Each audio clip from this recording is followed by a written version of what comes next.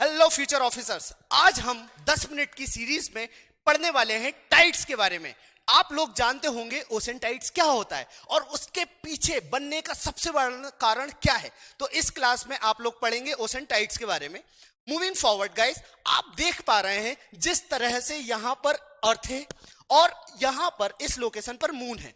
अब आप लोग सब लोग जानते हैं कि मून एलिप्टिकल पाथ में ऑर्बिट करता रहता है, घूमता रहता है, घूमता रहता है, घूमता रहता है। लेकिन जब वो फुल मून होता है, फुल मून होता है, तब उसका एक अपना खुद का एक ग्रेविटेशनल पुल होता है और उस ग्रेविटेशनल पुल के कारण जो समुद्र का पानी है वो खींचा चला आता है और ये जो कंडीशन बनती है इसको हम बोलते हैं टाइड। और इसी के कारण ओशन में आपको टाइड्स देखने को मिलता है और इसी को हम टाइडल बल्ज भी कहते हैं।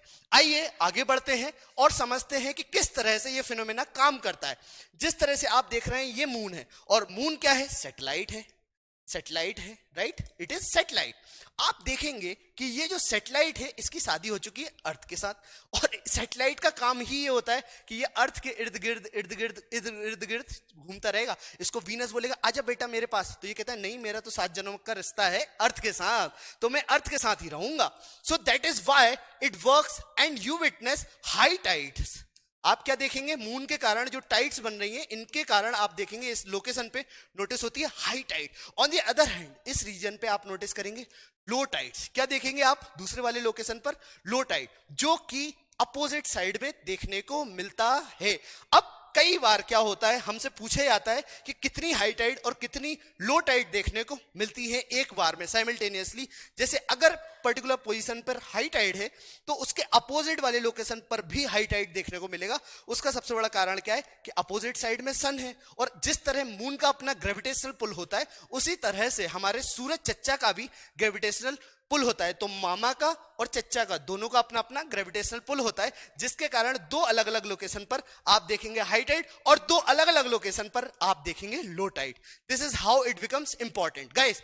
अब आप एक चीज और देखिए कि ये जो मून है कितने दिन, कितने महीने, कितने समय रिवॉल्व करता है। So it revolves around 27.5 days. On the other hand it takes 24 hours, right, but right it takes 24 hours.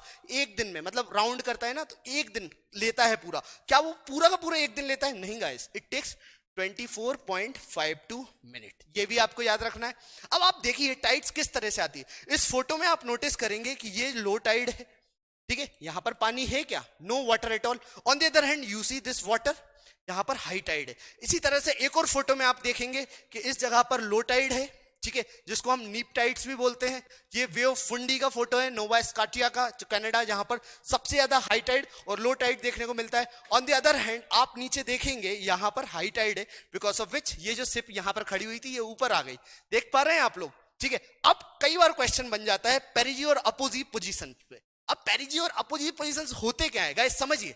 देखिए, जब हमारे मून मामा या मून बीबी, हम बोल सकते हैं अर्थ की बीबी है क्योंकि सैटेलाइट है, जब वो पास में होती है तो उसको हम बोलते हैं पेरिजी, ठीक है, और जब वो दूर होती है तो उसको बोलते हैं अपोजी। क्या बोलते हैं गाइस? अपोजी दूर के लिए बोलते हैं, पेरिजी पास के लिए। अब आप कहेंगे सर ये दूर और पास कैसे होता है? समझो, सोचो, हमारी मून भैया की शादी तो हो गई है, क्या होता है, या मून बीबी की शादी तो हो गई है। अब जब ये ससुराल है मतलब दूर है, दूर है इन द सेंस ये थोड़ा दूर है। क्यों है? क्योंकि इलिप्टिकल ऑर्बिट में मून मूव करता है। इलिप्टिकल मतलब अंडाकार, कुछ इस तरह से आप नोटिस करेंगे, कुछ इस तरह से ये ऑर्बिट करता है। तो जब ये दूर होता है तो उसको हम अपोजी पोजीशन बोलते हैं, जब ये पास होता है हम इसको पेरिजी पोजीशन बोलते हैं। इतना आपको याद रखना होगा। Moving on to the next slide, कई बार क्वेश्चन बनते हैं कि what is spring tides and what is neap tides. देखिए समझिए, जिस तरह से मून है, जब मून और सन दोनों क्या हुए, मामा भांजे, मून और सन दोनों के दोनों एक साथ होते हैं, एक साथ सिंगल पोजीशन सिंगल लाइन में होते हैं अर्थ के, तब आप नोटिस करेंगे सबसे ज्यादा मैक्सिमम टू मैक्सिमम टाइड। और ये जो मैक्सिमम टाइड होती है इसको हम बोलते हैं गाइस स्प्रिंग टाइड, ठीक है। आपको ये याद रखना पड़ेगा, ये जो मैक्सिमम टाइड देखने को मिलती है इसको हम बोलते हैं स्प्रिंग टाइड। और ये जो पोजीशन होती है गाइस इसको बोला जाता है syzygy position, SYZYGY, syzygy position. You must remember कि ये जो पोजीशन है जब मून, अर्थ और सन तीनों के तीनों एक ही पोजीशन में होते हैं। इसको हम बोलते हैं सिजगी पोजीशन, सिजगी पोजीशन। अब कभी कभी क्या होता है, जिस तरह से मैंने आपको सेम पोजीशन के बारे में बताया, कभी कभी मून और सन तीनों के तीनों मतलब तीनों भाई बंधु जो हैं अलग अलग पोजीशन पर है, क्वाड्रेचर पोजीशन। तो ये जो पोजीशन बनती है इसको हम बोलते हैं क्वाड्रेचर पोजीशन। क्या बोलते हैं गाइस? Quadrature position. अब क्वाड्रेचर पोजीशन की क्या खास बात है गाइस, समझिए। क्वाड्रेचर पोजीशन में आप देखेंगे क्या कोई टाइड देखने को मिल रहा है? कोई भी टाइड देखने को नहीं मिलता है, क्योंकि सूरज भी अपने ग्रेविटेशनल पुल के कारण नोटिस करते हैं या पानी को खींचते हैं। On the other hand moon भी अपने ग्रेविटेशनल पुल के कारण पानी को खींचने की कोशिश करता है, दोनों नहीं खींच पाते। यही वही वाली बात है ना कि एक रस्सी है और दोनों तरफ से दोनों भाई लड़ रहे हैं उस रस्सी के लिए। एक तरफ से एक भाई खींच रहा है, दूसरी तरफ से दूसरा भाई खींच रहा है। क्या किसी को रस्सी मिलेगी? नहीं मिलेगी, समझिए। तो सेम कंडीशन यहां पर यही हो रही है। तो इतना आपको याद रखना पड़ेगा, ठीक है, इतना आपको याद रखना पड़ेगा।